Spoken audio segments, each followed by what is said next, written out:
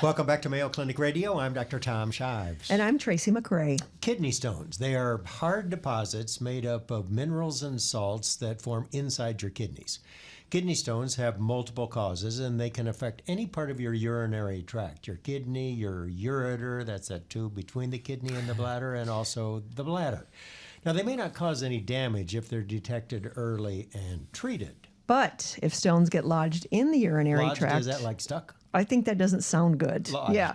They can cause some serious problems, and they might need to be removed surgically. What treatments are there to prevent kidney stones, and is there anything new on the horizon?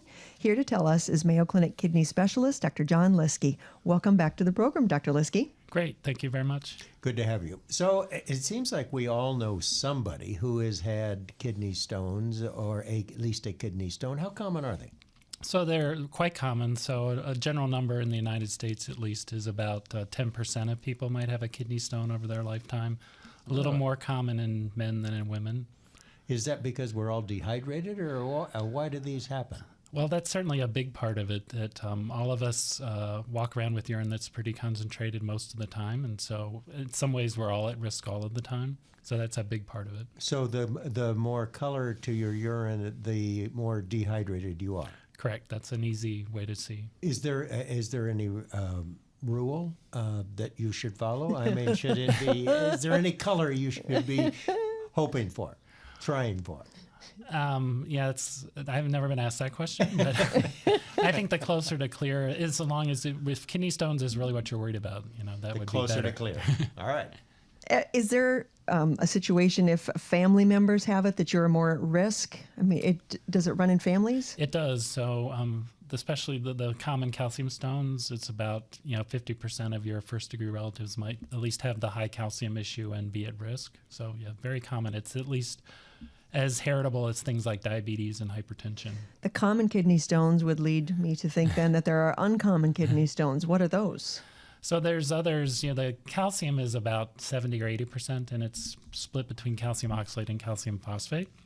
But then there are other things like uric acid is the other, I would say, more common one that's 5 or 10% of stones. And then rarer things like struvite, which is related to kidney infections with specific kinds of bacteria. And then there's inherited forms that are much less common. Is it important to know what kind of stone you form? Yeah, so I think that's the first part of the workup. So if you happen to pass a stone, or if a surgeon needs to remove it, that all those stones should be sent for analysis, and that's the first step in kind of figuring out what kind of stones you have and what might be the causes. So if you pass a stone, you got to get it.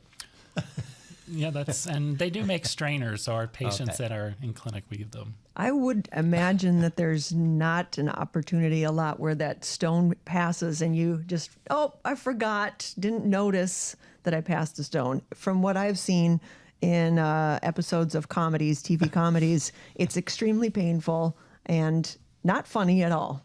Yeah, although I most of the pain is when it's passing between your kidney and the bladder. So not when you're peeing it out? I think that's kind of variable, and at least I haven't had to do it myself, so I can't give a personal story. But I think the bigger pain is usually, especially when it's in the ureter, and it can be quite excruciating. And the ureter, that little tube that goes from the kidney, and it's pretty small. The ureter is pretty small. Yes. All right, so let's talk about prevention, because obviously if you've had one of these and it got lodged or stuck, or you had to have it surgically removed, or it was extremely painful, I'm sure you have a great interest in not having another one. Correct. So how do you do it? How do you prevent them? So certainly there's a list of fairly sort of generic recommendations we give, especially if it's this common calcium stone. So drinking water is always number one. So we put out a certain amount of things in the urine that are related to sort of what you're eating and your hormonal regulation. So that doesn't vary depending on your urine output. It's really, the output volume depends on how much water you drink and fluid you're taking in. So that's always number one, and that's the easiest way to reduce this concentration of your urine, which is an important driving factor. Other things that are helpful are being lower salt intake. That turns out that that's important for calcium elimination in the urine, so being very low salt is good. Lower protein is helpful in calcium stones, and then calcium intake itself should be actually normal. We don't want people to restrict that. And do you give people guidelines with regard to how much they should drink? I mean, do you say 8 ounces every 4 hours, or do you 12 glasses a day? Or I mean, all those, those are things we often would say. We really want the urine output to be 2 to 3 liters, or 2 to 3 quarts a day would be the goal. So how much you need to drink depends a little bit also on what you do. If you're outside and you're sweating a lot, you probably need to drink a lot more. And so it's a little bit variable, but really the key is how much urine you're putting out.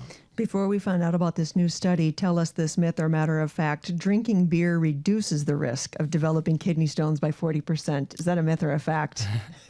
Well, the 40% part I don't know, but okay. It turns out, that when we've done epidemiology, that actually that is associated with less kidney stone risk. Excellent. is it because of the beer is mostly water? Yes, I would assume so. Is it a pure mountain golden? What is pure? From the land of sky blue water? Yeah, okay, that's gotcha. right. Or pure Rocky Mountain spring All right. water? Is that Tell better? us about this new study, the PUSH study. So this is a study that's being sponsored by the National Institutes of Health, and so we're one of the recruiting centers for that study. And like we talked about, we do know that drinking water is a helpful thing for preventing stones. There hasn't been an incredibly large and rigorous study to prove that. And so one goal of this is to see if we can get certain people to increase their water intake and then their urine output. How much will that affect their kidney stone risk? We're looking really at this 80% common calcium stone former as the people we're trying to recruit. And the other goal of it is really strategies to help people drink more water. So we can tell people to drink, but there's also this issue of trying to get people to do it and to kind of teach them how to do it. So the other goal of this is using technology as part of it to try to improve water intake. So they have these what we call smart water bottles that link up to your cell phone and monitor how much you drink through the day, and everyone's given a target and gets feedback over their phone if they're not seeming to keep up with their target for the day. Interesting. How can people learn more about that study? So, or any of the studies, because that's not the only one that is happening. So the easiest way is we have an easy email called, it's push, P-U-S-H, at mayo.edu, and that goes straight to our study coordinator. Excellent. Push@mayo.edu. Correct.